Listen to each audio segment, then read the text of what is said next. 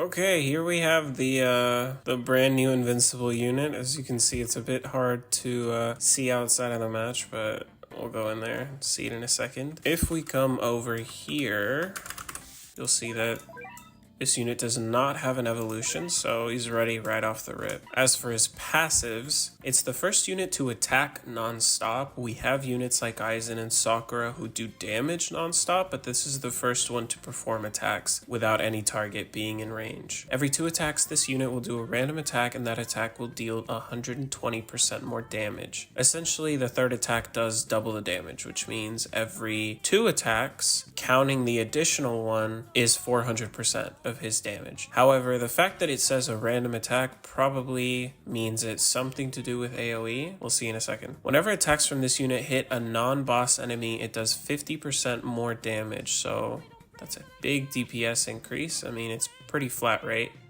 When attacks from this unit hit a boss enemy, that attack hits all enemies in range of this unit. So it's good to just always have this guy on bosses. That's insane. Whenever you lose a stock, this unit will stun all enemies in range. For every stock missing, increase range by 20% and reduce the number between enhanced attacks on collateral damage. So if you're missing 2 stocks, every attack does 120% more damage, and he gets a 60% range buff. Wait, that is disgusting. 60-second ability increases damage by 50% for 60 seconds, cleanses this unit of all debuffs and status effects, and consumes 1 stock.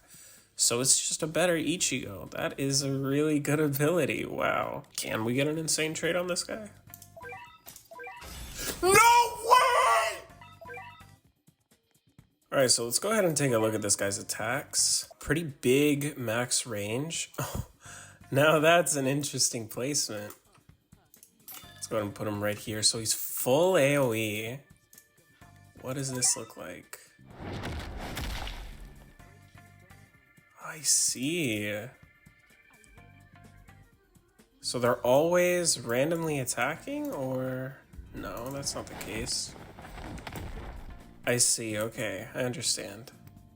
Some of these sound effects are a little broken. All right, so he's doing 13,000 damage on placement with Monarch. I probably should have showed off what he was without Monarch, which, you know, I'm sorry. We'll look at that in a second, I promise. But 13,000 placement, pretty good DPS, all things considered, plus he's full AoE. He has all his passives immediately, but he does not get his ability until, oh, it doesn't, might be one of these.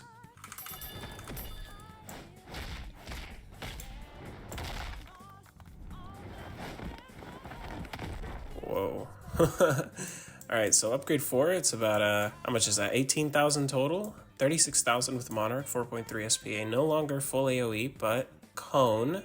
So we know now that it's possible one of his additional attacks is full AoE, or this relatively wide Cone. It's about 1/4 of his AoE, not bad. Alright, we unlock his ability at this upgrade, upgrade 8, 72k every 5 seconds, 14k DPS. Mind you, he's going to be doing double his damage if you lose stocks, especially if you use the ability.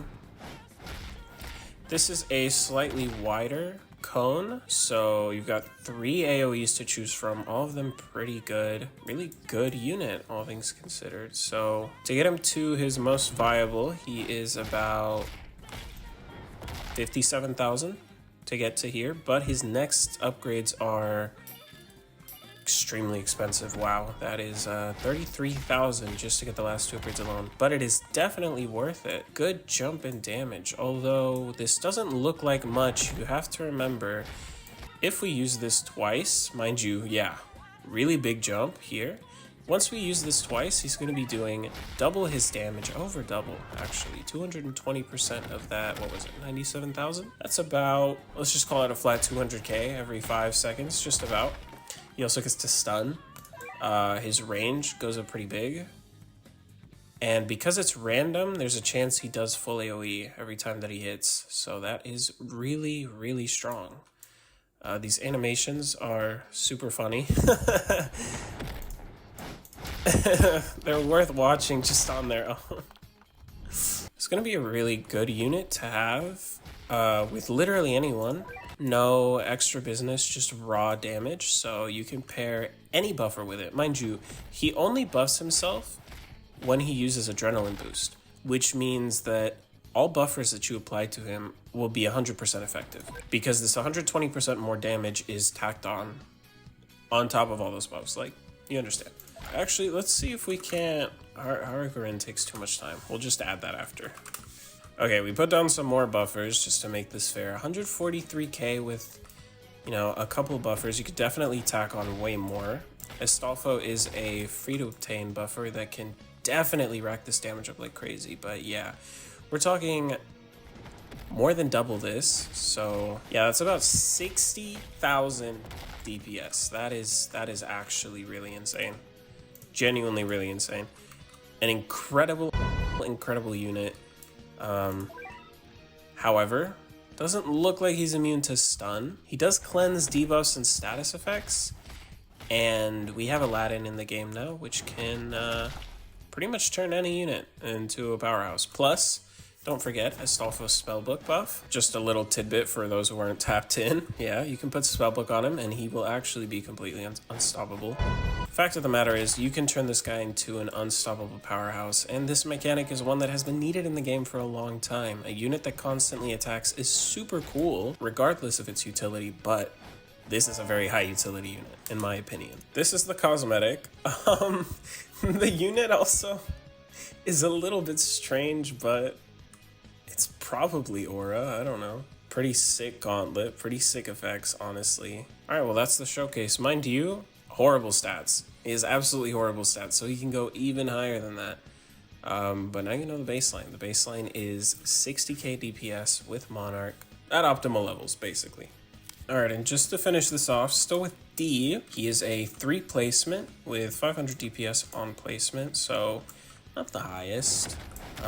But again, non-Monarch, full AoE, still pretty good, I'd say.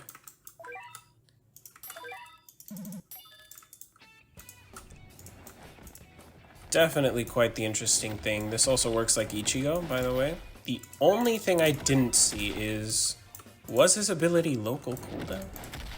I'll tell you in the edit, but if it is, there might be some merit to having him 3 placement, other than just looking cool. But yeah, that's the showcase. Go and finish up Worldlines, guys.